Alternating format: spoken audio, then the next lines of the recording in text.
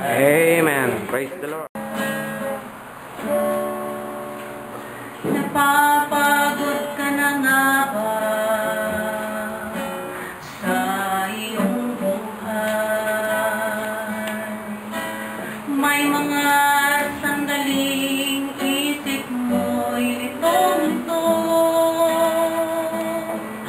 kaibigan,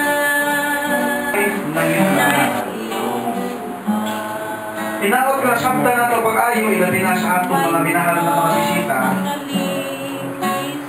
Makining kaluwasan, usa kini ka pinaka-importante nga kasinatian sa kinabuhi nato. Kaluwasan gikan sa kasalanan. Luwasan kita sa Dios. Sa kahong sayawa nga mo'y nagkontrol sa kinabuhi sa usa ka tawo na sa kasalanan. Sa English pa, salvation is deliverance from sin. Amen. Pangutan sa Diyos karon hain magka.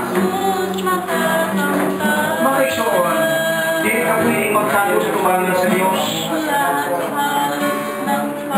Binagi gahi, ipabati kang sa Diyos ka na to, karoon ng pangutanan, hain ka. Pwede ka bang magtago sa pananaw sa Diyos? Ang tubag, bigsoron, di ka pwedeng magtago. Kaya nahibalo ng Diyos na ikaw ay panginahanglan. Ipabati kang sa Diyos.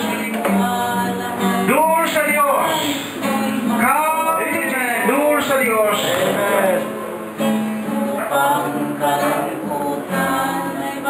Pangutan ng imong kagalingon karon.